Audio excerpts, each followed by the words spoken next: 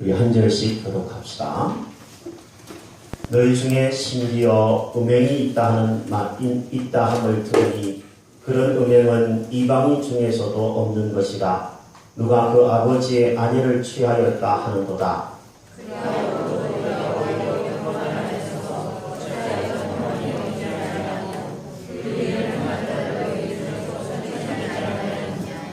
내가 실로 몸으로는 떠나 있으나 영으로는 함께 있어서 거기 있는 것 같이 이런 일 행한 자를 이미 판단하였노라.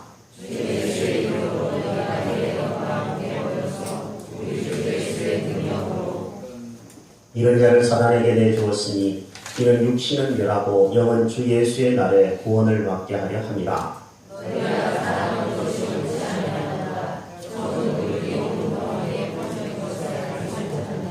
너희는 누룩 없는 자인데 새 덩어리가 되기 위하여 묵은 누룩을 내버리라. 우리의 유월절 양 곧 그리스도께서 희생되셨느니라.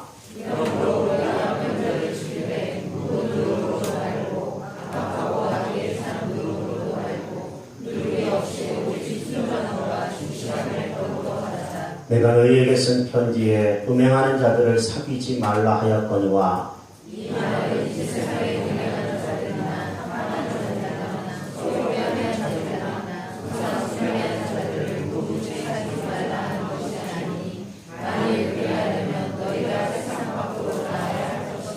이제 내가 너희에게 쓴 것은 만일 어떤 형제라 일컫는 자가 음행하거나 탐욕을 부리거나 우상 숭배를 하거나 모욕하거나 술 취하거나 속여 빼앗거든 사귀지도 말고 그런 자와는 함께 먹지도 말라 함이라.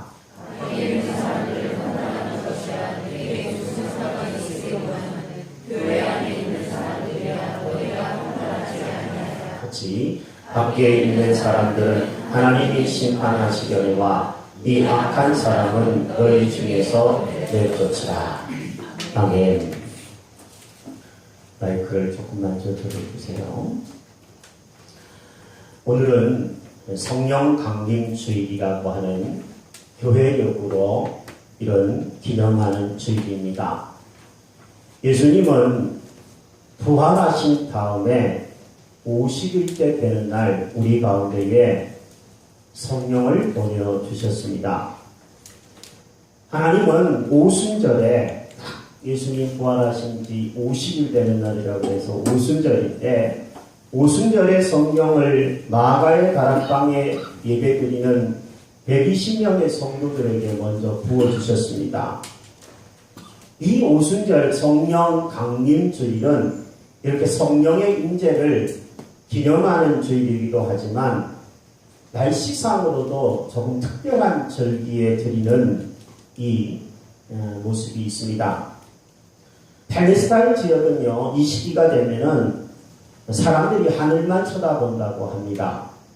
왜냐하면 농사를 짓기 위해서는 과일이나 여러 열매가 맺히기 위해서는 뜨거운 태양이 필요하고 또 가을에 적당한 비가 내려야지만 먹고 마실 수 있기 때문에 적당한 은혜를 바라보면서 하늘을 바라보는 시기가 바로 이 시기라고 해요.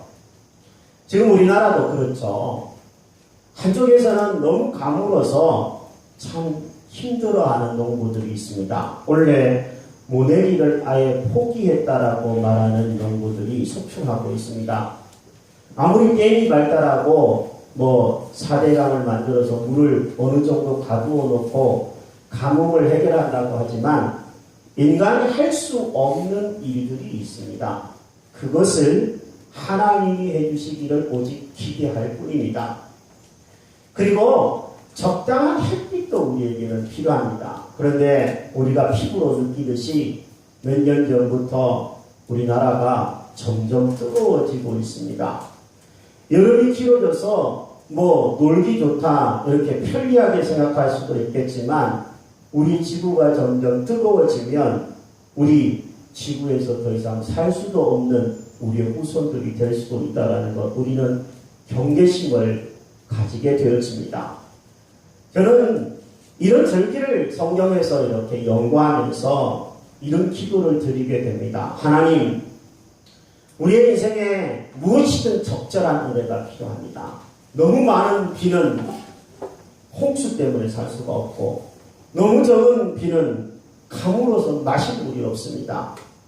너무 많은 햇빛은 뜨거워서 살 수가 없고, 너무 적은 햇빛은 우울을 유발하고 농작물을 망치게 하며 사람을 사람되게 하지 못합니다. 적절한 은혜를 우리에게 주시기를 바랍니다. 이런 기도를 드릴 수밖에 없습니다. 이 성령 강림 주일에 여러분도 저와 함께 주여 적절한 은혜를 우리에게 주옵소서 함께 기도하는 절기가 될 수 있기를 축복합니다. 이 본문은 사실 강대상에서 메시지를 전하는 것이 쉽지 않은 본문입니다. 제가 꼭 이렇게 주일날 설교를 준비하면서 여러 책들을 참고하기도 하지만 많은 목사님들이 어떻게 이 본문으로 메시지를 전했는지 제가 여러 편의 설교를 주로 읽는 편입니다. 그리고 참고를 많이 하는데요. 이 본문으로 설교를 하신 목사님들을 찾아보니까 많지 않아요. 일단요. 그만큼 설교의 단상에서 이야기하는 것이 쉽지 않은 본문이라는 증거인데요. 왜냐하면 이 교회 안에 있는 음행에 대한 부분을 다루고 있기 때문에 그렇습니다. 성적인 문제는 교회 안에 있는 사람들뿐만 아니라 바깥에 있는 사람들 모두에게도 사단이 쓰는 중요한 무기가 되어갔습니다. 지금도 마찬가지입니다. 아니 지금은 더한 시대가 되었습니다. 얼마나 많은 목회자가 얼마나 많은 성도들이 이 부분에 넘어져서 믿음을 등지고 교회를 등지고 하나님의 영광을 가리게 되는지 우리는 참 많이 듣고 보고 있습니다. 고린도라고 하는 이 고린도전서가 기록된 도시는요, 항구 도시입니다. 그리스에 지금도 있는 항구 도시입니다. 우리나라로 말한다면 인천 혹은 부산과 비슷한 지역입니다. 항구 도시는 많은 문물이 서로 오고 가죠. 많은 사람들이 서로 오고 가는 곳입니다. 그만큼 성적으로 타락하기 쉬운 장소가 바로 이 항구 도시입니다. 그런 곳에 교회가 세워졌습니다. 그러니까 이 교회가 할 수 있는 선한 영향력은 세상의 악한 문화가 교회 안에 들어오지 못하도록 하여서 그 고린도 도시, 악하고 음란한 그 도시에 빛과 소금의 역할을 하라고 하나님이 교회를 세우신 줄로 압니다. 하지만 이 고린도 교회는 도시의 나쁜 영향을 배워버리고 말았습니다. 너희 중에 심지어 음행이 있다함을 듣고 있다. 그런 음행은 이방인, 즉 안 믿는 사람들 중에도 없는 것인데 교회 안에 있는 사람이 그런 음행을 범하고 있다. 누가 그 아버지의 아내를 취하였다 하는도다. 참 부끄러운 이야기죠. 성경에 없었으면 좋겠다 싶은 이야기입니다. 그런데 성경을 읽어보면요, 근친상간이라고 그러죠. 이런 일들이 성경에 곧잘 기록이 되어 있습니다. 이런 부끄러운 모습들을 성경에 그대로 노출하고 있다는 것은 우리 인간사에 벌어지는 모든 것들을 사실 그대로 기록하고 그것을 하나님이 어떻게 바라보시는지를 우리로 하여금 배우게 하시려고 그대로 노출시키고 있는 줄로 압니다. 하나님은 이 음행에 대해서 아주 엄히 성경에 경고하시고 있습니다. 물론 우리 시대의 법도 사실은 그러했습니다만 얼마 전에 이 간통법이라는 것이 우리나라에 폐지되고 말았죠. 안타까운 일이라고 생각이 되었는데요. 이렇게 세상의 법도 또 하나님의 법도 가르쳐주고 있는 바가 있는데 그것의 수위를 넘어서는 음행이 또 죄악들이 교회 안에 들어왔을 때 과연 어떻게 해야 될 것인가. 오늘 본문은 그런 부분을 우리에게 가르쳐주고 있습니다. 한 가지 우리가 이 본문을 읽으면서 한번 생각해 보기를 원하는 것은요, 교회 안에서 너무나 많은 사람들의 죄를 쉽게 하나님이 용서해 주시겠지, 하나님이 알아서 하시겠지, 묵인하고 덮어가는 것이 오히려 더 죄를 키우는 경향들이 있다는 것, 우리가 좀 기억하면서 이 본문을 보았으면 좋겠습니다. 오늘날 교회 안에 죄를 묵과하면서요, 그렇지 뭐, 회개하면 되잖아, 이렇게 생각하면서 자꾸만 동일한, 아니 더 심한 세상의 사람들보다도 더 악한 죄를 범하기 시작한다면 교회는 점점 더 영향력을 잃어가고 말 것입니다. 교회의 영향력, 하나님이 교회를 세우신 목적과 사명을 회복하기 위해서라도 우리는 이 본문을 자세히 묵상할 필요가 있는 줄로 압니다. 저는 이 본문을 읽으면서 반복되는 단어를 한번 찾아보게 되었습니다. 그 반복되는 단어를 오늘 제목으로 제가 잡았는데요, 내쫓아라 라고 하는 단어였습니다. 여러분 성경을 한번 눈으로 보시겠습니까? 2절 하반절에 보니까 그 일 행한 자를 너희 중에서 쫓아내지 아니하였느냐? 왜 안 쫓아냈냐 이런 얘기죠. 또 7절의 중반절에 보니까 묵은 누룩을 내어버리라, 쫓아내라는 거죠. 11절에도 보니까 만일 어떤 형제라는 자가 음행하거든 사귀지도 말고 그런 자와는 함께 먹지도 말아라, 내쫓으라는 얘기입니다. 13절에도 보면 이 악한 사람은 너희 중에서 내어 쫓으라, 아주 단호하게 명령을 내리고 있습니다. 한번 따라해 보겠습니다. 내어 쫓으라. 어떤 사람을 내쫓으라는 겁니까? 여러분 중에 교회 왔는데 나가십시오 이렇게 얘기하면 어떨까요? 네, 그런 얘기일까요? 여기 그런 얘기가 아닙니다. 자세히 보면요, 이 교회 안에 들어오는 사람들 중에는 이런 사람들이 있죠. 아직 죄인인데 예수를 믿으려고 배우는 사람들이 있잖아요. 그런 사람들 내쫓으라는 얘기가 아니고요. 또 예수 믿기 시작하는데 아직도 우리가 약해서 실수로 범하는 죄를 범하는 사람들이 있는데 그런 사람들을 내쫓으라는 얘기가 아닙니다. 그런 사람을 내쫓으라 그러면 저도 여기 나가야 됩니다. 여러분 여기 앉아있을 사람 아무도 없어요. 11시에 아무도 앉아있을 수가 없습니다. 그런 얘기가 아니고요, 교회 안에 있는데 이제 믿음을 가지고 있는데 세상 사람들보다도 더 악한 죄를 범하고 있는 사람들을 내쫓으라는 얘기입니다. 11절에 구체적인 내쫓으라고 하는 죄명이 몇 가지 나옵니다. 11절 한번 읽으면서 읽어볼까요? 시작.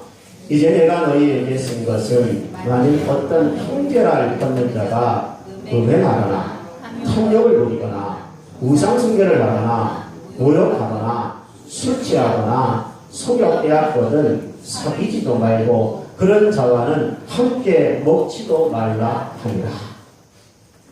한 6가지 이 본문에 믿음을 가지고 있는 형제라고 하는 사람이 내쫓아야 될 부분을 쓰고 있습니다. 여러분 혹시 오늘 이 메시지를 들으면서 내가 이 부분에 걸려있지는 않은지 잘 기억하셔서 여러분들이 만약에 이걸 내쫓지 않으면 하나님이 여러분들을 내치실 수도 있다라는 두려운 마음으로 부디 이 본문을 나눌 수 있게 되기를 바라요. 첫 번째 내쫓아야 될 죄명은 음행입니다. 그 단어를 한번 찾아봤어요. 이게 원래 무슨 뜻이냐면 내 친구들에게 다니다 이런 뜻을 가지고 있는 단어더라고요. 음탕하고 난잡한 성행위를 일컫는 표현입니다. 부부가 사랑하는 거야. 그 누가 말입니까? 성경은 절대 그것을 금하지 않습니다. 그런데 그것을 넘어서는 개방적인 성에 대해서 성경은 엄히 믿음의 사람들은 그것을 내쫓아야 한다, 단호하게 얘기하고 계십니다. 우리 사회가 얼마나 성개방 풍조가 빠르게 확산되는지 여러분 아실 겁니다. 요즘에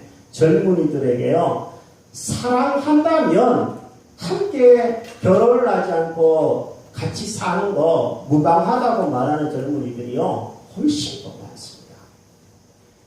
교회를 다닌다고 안 그럴 것 같죠? 안 그래요. 교회 다니는 젊은이들도 비슷한 생각을 한다는 것이 문제입니다.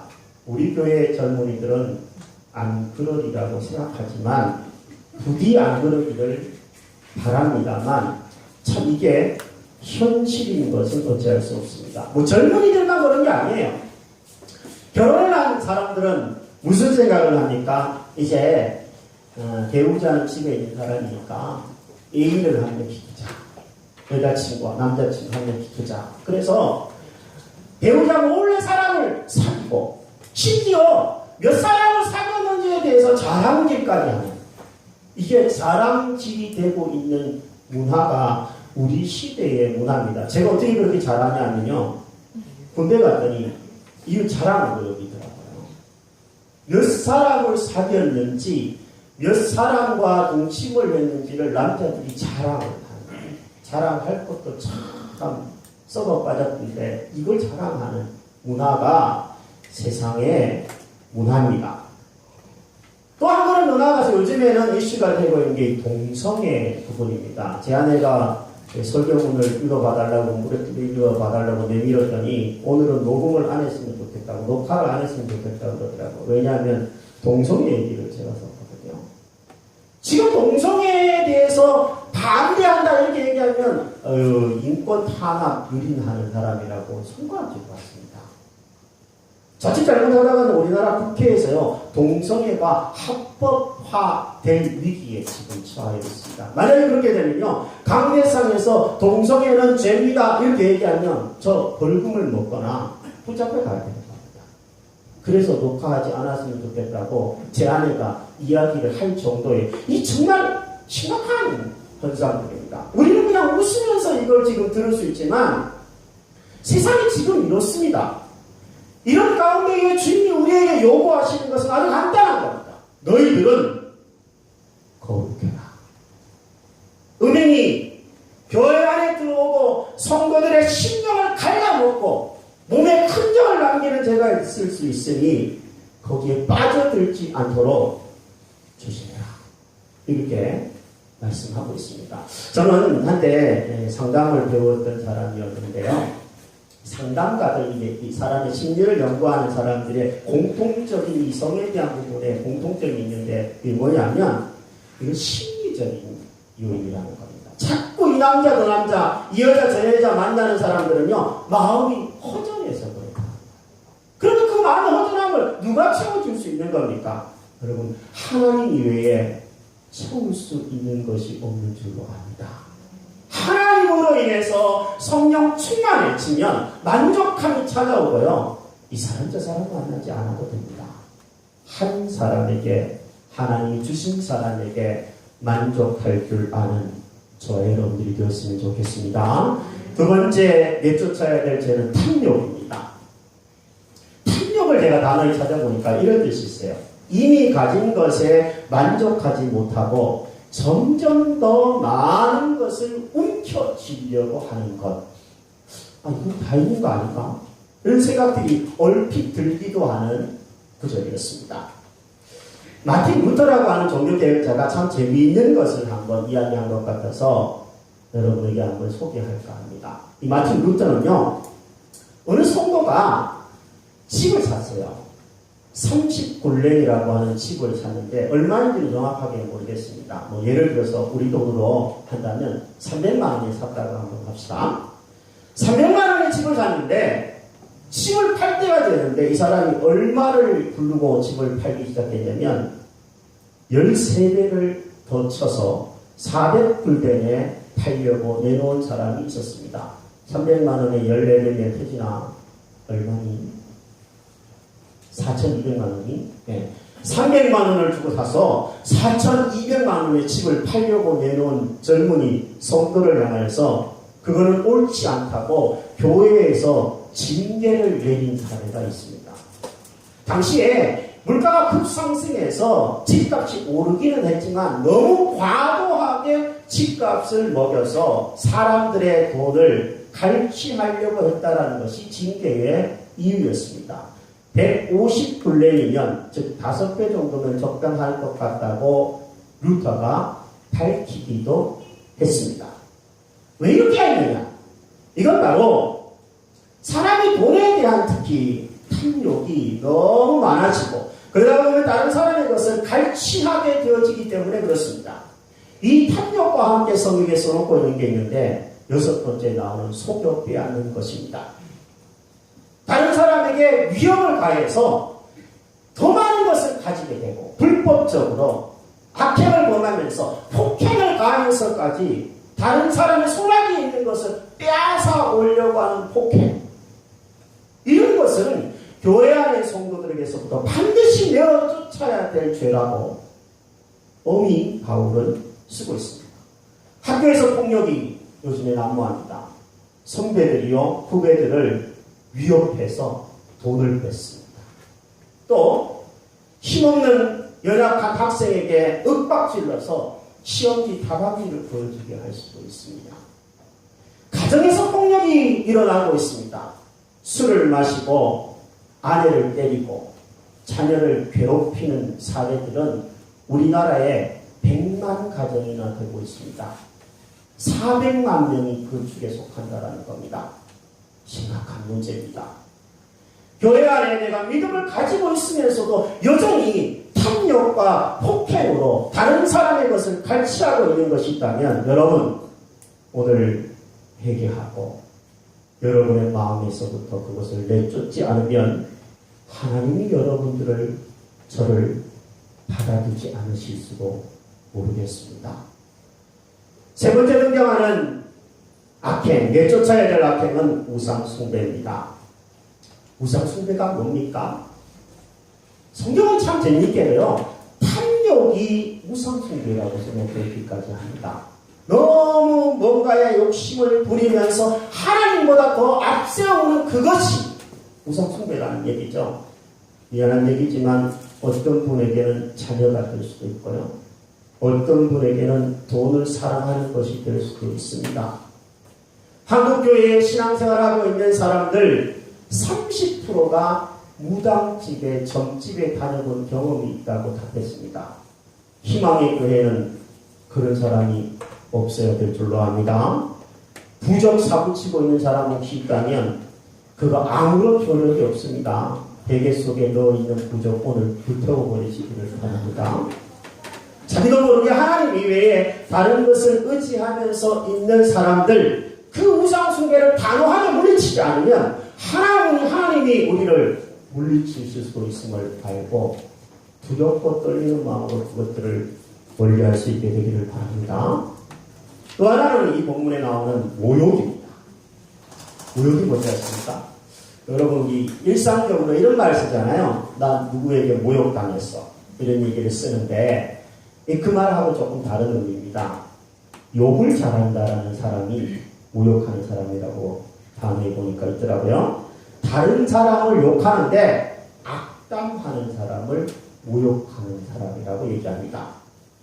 우리나라 사람들 모욕 잘합니다. 사실은 생각보다 굉장히 잘합니다. 특히 지도자를 향하여서 잘 그럽니다. 정말 조심해야 될 부분입니다. 내가 누군가에게 말을 하잖아요. 그러면 내가 누군가에게 평가를 하잖아요. 그럼 똑같이 그게 나한테 돌아오게 되어 있습니다. 이 말에 대한 부분도 엄히 내쫓아야 될 죄 중에 하나라는 것 여러분 기억하고 주의할 수 있게 되기를 바랍니다.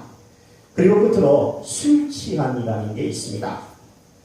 술 취하지 말아라. 제가 목회하면서 이렇게 경험한 거예요. 지난 10여 년 세월 동안 우리 희망의 교회 식구들을 이렇게 보니까 우리 성도님들 중에도 술을 못 끊는 사람들이 꽤 있습니다. 술을 목사님 이렇게 너무 목이 말라가지고요. 저는요 맥주 한 잔 마시지 않으면 갈증이 해결이 안 됩니다. 이런 성도님이 있었어요. 그럼 어떻게 마시냐고 제가 물어본 적이 있거든요. 그러면 난 몰래 집에서 이제 마신대요. 그것까지 뭐라고 그럴 수 있겠어요?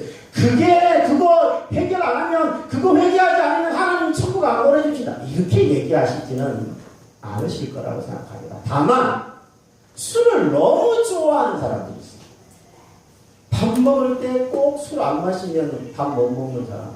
비가 오면 파전 생각나고, 날씨 좋으면 막걸리 생각나고, 뭐 또 기분 안 좋으면 소주 생각나고, 기분 좋으면 와인 생각나고, 이래서 늘 술을 달고 다니는 사람, 술 취하는 사람들이 우리 교회에 있었어요. 근데요, 여러분들이 특징이 뭐냐면 혼자 안 마세요. 그래서 불러줍니다. 집사님 어딘데요? 나오세요. 다른 사람 불러내면 좋겠는데 꼭 교회 다니는 사람 불러내는 경향이 있어요. 놀랍게도요, 그렇게 술 취하는 사람들 지금 우리 교회에 없습니다. 하나님이 어떻게 해결하시는지는 모르겠지만, 다른 교회 다니고 계신지는 모르겠지만 내보내셨어요. 제가 내쫓지는 않았거든요. 여러분, 술 취함에 반대의 말이 뭔지 아십니까? 성령 충만입니다. 에베소서는 분명히 이렇게 말합니다. 술 취하지 말라. 이는 방탕한 것이니 성령의 충만을 받으라. 명령입니다. 오직 우리가 술 취하기 쉬우면 명령을 이렇게 내리시겠습니까?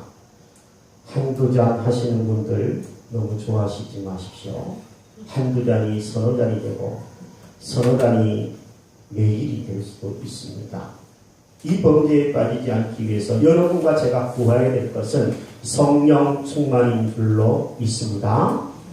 하나님은 이 6가지를요, 우리 가운데서 타협하지 말고, 남들 다 아는데 뭐 그러면서 은근히 넘어가지 말고 단호하게 내쫓으라고 얘기하셨어요. 뭐라고요? 음행, 탐욕, 우상숭배, 모욕, 술 취함, 소변, 빼앗는 것입니다. 혹시 오늘 메시지를 들으면서 마음이 찔리시는 분이 계십니까? 여러분, 하나님이 여러분에게 주시는 찔림이지 목사가 일부러 대놓고 여러분들을 콕 찌르는 그런 할 일 없는 사람이 아니라는 거 기억하셨으면 좋겠습니다. 어떤 분은 목사님 메시지를 그렇게 전하면 어떻게 해요? 상처받게 이렇게 말하는 사람이 있는데 왜 상처받으라고 얘기하는 게 아니라는 거 여러분 기억하시고 하나님이 주시는 메시지이기도 알고 받으시기를 바랍니다. 자, 말씀은 마무리하도록 하겠습니다. 여러분, 왜 하나님이 이렇게 단호하게 바울을 통하여서 이런 사람들 교회 안에서 내쫓으라까지 얘기할까요? 왜 그럴까요? 그 이유가 중요하잖아요. 저는 2가지 이유가 있다고 생각해요. 첫째, 그 사람을 위해서입니다. 그 사람을 내쫓으면 그 사람이 공동체 안에 내가 속하고 싶은데 속하지 못했다라는 것을 회개하는 기회가 되기 때문에 그 사람 위해서 내쫓으라는 것이고요. 또 하나는 우리 교회를 위해서입니다. 교회가 그런 사람을 내쫓지 못하고 계속 끌어안고 있고 이 사람도 좋고 저 사람도 좋고 저런 죄 지어도 그냥 넘어가고 이런 죄 지어도 넘어가고 세상보다 더 악한 죄를 지어도 은근슬쩍 넘어간다면 하나님 앞에 해줬으면 됐지 뭐 하고 넘어간다면 교회가 세상과 다르게 보겠습니까? 교회는 거룩한 곳이고 깨끗한 곳인데 그런 것을 내쫓지 않으면 교회의 역할과 사명을 다하지 못하기 때문에 하나님이 이렇게 하신 줄로 압니다. 한국 교회를 떠들썩하게 했던 목회자들의 스캔들이 저는 많이 알고 있습니다. 그분들은 어떻게 하는지 아십니까? 자숙을 해요. 처음에는요. 잘못했다. 자숙을 하고 나서 어떻게 하는지 아십니까? 다른 데 가서 교회를 세워요. 그러고 나서 여론의 묻매를 다 맞습니다. 진짜 회개했냐? 진짜 회개했으면 어떻게 그럴 수 있냐? 그러면서 계속 야단을 맞는 부분이 바로 이 부분입니다. 우리는요, 한편으로는요, 다른 사람이 진짜로 회개했는지에 대해서 너무 민감해요. 그래서 못 받아줍니다. 또 한편으로는 자기 자신이 범한 죄는 회개했다 그러면 끝이에요. 이게 우리의 맹점이에요. 저는 그래서 이 본문을 묵상하면서 이런 생각을 해보았습니다. 우리는 자꾸 다른 사람의 죄에 너무 민감한 경향이 있어요. 누가 혹시 그런 죄 짓지 않았어? 목사님은 안 그럴까? 집사님은 안 그럴까? 누구는 괜찮을까? 자꾸 다른 사람에게 민감한데 여러분, 먼저 여러분과 제 자신을 살펴야 될 줄로 압니다. 내 안에 내쫓아야 될, 아니면 하나님이 나를 내쫓을 수도 있는 그 죄악들이 있다면 여러분 회개하고 오늘 결심하고 내쫓가 되기를 바랍니다. 그래도 노력해도 안 돼요, 목사님. 그러면 오늘 하나님 앞에 이렇게 기도할 수 있게 되기를 바랍니다. 주여, 성령의 불을 내게 내려주셔서 내 안에 있는 그 추악하고 더러운 것들 불태워 주시기를 바랍니다. 내 힘으로 안 되니까, 제가 노력해도 안 되니까 성령님 의지합니다. 불태워 주십시오. 기도할 수 있게 되기를 바랍니다. 이스라엘 백성들은요, 지금도 6월절이 되면 집안을 대청소한대요. 가구며 모든 것들을 다 바깥으로 내놓는데요. 왜 그렇게 하느냐 하면 누룩을 집안에서 싹 치우기 위해서라고 해요. 왜 6월절이 되면 누룩을 치우냐면 출애굽 때문입니다. 출애굽 때 이스라엘 백성들은 누룩이 들어가지 않은 빵을 급히 먹고 노예에서 해방이 되어 하나님의 자녀, 하나님의 백성이 되었습니다. 이처럼 지금도 누룩 없는 떡을 먹기 위해서 집안에 있는 모든 누룩을 다 내쫓고 제가, 여러분, 우리는 영적인 이스라엘 백성들입니다. 우리 집안에 두지 말아야 될 그것이 있다면 오늘 정리하실 수 있게 되기를 바랍니다. 내 마음속에, 거룩한 성전된 내 마음속에 하나 두지 말아야 될 그 죄가 있다면 하나님이 여러분과 저를 내쫓기 전에 우리가 내쫓을 수 있게 되기를 바랍니다. 그런 은혜를 여러분과 저에게 주시도록 주의 이름으로 축복합니다. 우리 오늘 성령 강림 주일 때